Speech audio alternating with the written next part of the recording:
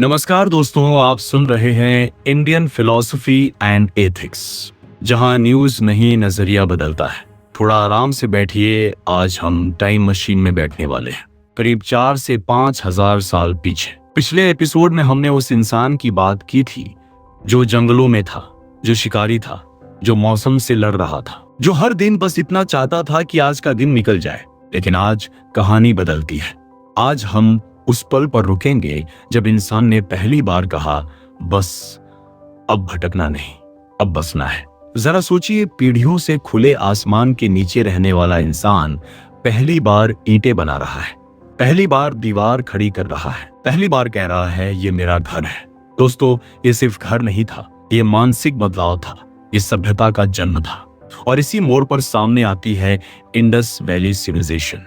हड़प्पा, मोहनजो दारो, धोलावीरा, लोथल, ये सिर्फ नाम नहीं है, ये सबूत हैं कि इंसान ने संगठित होकर जीना सीख लिया था। अब जरा आंखें बंद कीजिए। आप एक शहर में खड़े हैं, सड़कें सीधी हैं, गली प्लान के साथ बनी है, घर एक जैसे आकार के, हर घर में पानी की निकासी, ढकी हुई नालियां। आज भी हम कई शहरों में इस स्तर की प्लानिंग के लिए तरसते हैं। और यहाँ बात हो रही है करीब 2500 BCE की। सवाल आता है, ये सब अचानक कैसे हो गया?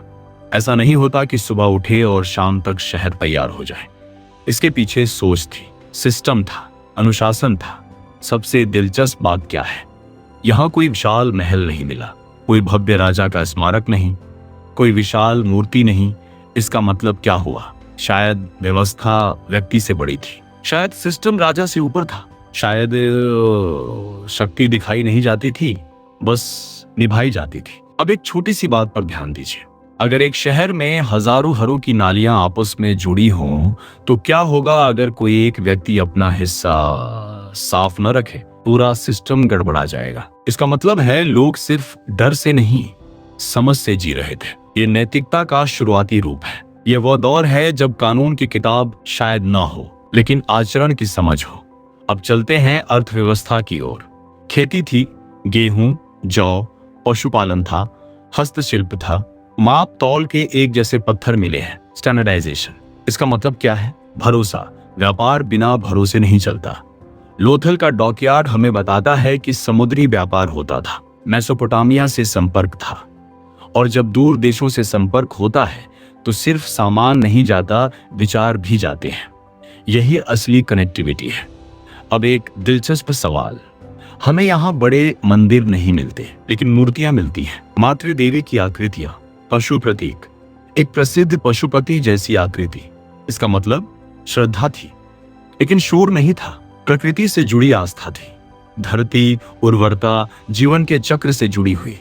कोई आक्रामक धार्मिक विस्तार नहीं दिखता, कोई सत्ता आधारित धर्म नहीं दिखता। आस्था शांत थी, व्यवहार में थी। अब सबसे बड़ा रहस्य, इंडस वैली की लिपि। मोहरों पर चिन्ह है, लेकिन आज तक पढ़े नहीं जा सके। सोचिए, एक पूरी सभ्यता जिसकी भाषा हम अभी भी नहीं समझ पाए। लेकिन सच ये है कि उनके शहर उनकी भाषा है, उनकी ईंटें बोलती हैं, उनकी नालियां बोलती हैं, उनकी प्लानिंग बोलती है। कभी कभी शब्दों से ज्यादा संरचना सच्चाई बता देती है। अब आते हैं उस सवाल पर जो हर इतिहास के छात्र के मन में आता है, इतनी विकसित सभ्यता खत्म कैसे हो गई? संभावनाएं हैं, जलवायु परिवर्तन, नदियों का मार्ग बदलना, सूखा, आर्थिक कमजोरी। लेकिन एक बात साफ है, ये पतन अचानक नहीं हुआ, कोई एक दिन की तबाही नहीं, धीरे धीरे बदलाव आया। जैसे हमारे जीवन में आता है, धीरे धीरे संतुलन बिगड़ता है और हम समझ नहीं पाते। तो दोस्तों, इंडस वैली हमें क्या सिखाती है? सभ्यता शोर से नहीं बनती, अनुशासन से बनती है, ऊंची इमारतों से नहीं बनती, साझा जिम्मेदारी से बनती है। व्यक्ति महान हो सकता है, लेकिन समाज तभी टिकता है जब सब अपने हिस्से की जिम्मेदारी निभाएं। आज के समय में जब हम ट्रैफिक, प्रदूषण, गंदगी, अव्यवस्था की बात करते हैं, तो जरा 4500 साल पीछे देखिए। बिना इंटरनेट, बिना मशीन, बिना आधुनिक विज्ञान के लोग सामूहिक जीवन का इतना संतुलित मॉडल बना सकते थे। तो सवाल संसाधनों का नहीं है, सवाल सोच का है। और शायद यही इस एपिसोड का सार है। सभ्यता बाहर से नहीं बनती, वह भीतर से बनती है। अगले एपिसोड में हम एक और बड़े बदलाव की बात करेंगे, जब शब्द शक्ति बनते हैं, जब श्रुति परंपरा शुरू होती है, जब विचार मंत्रों में ढलते हैं। हम बात करेंगे वैदिक एज की। तब तक सोचते रहिए, सवाल पूछते रहिए और जुड़े रहिए इंडियन फिलॉसफी एंड एथिक्स के साथ। धन्यवाद।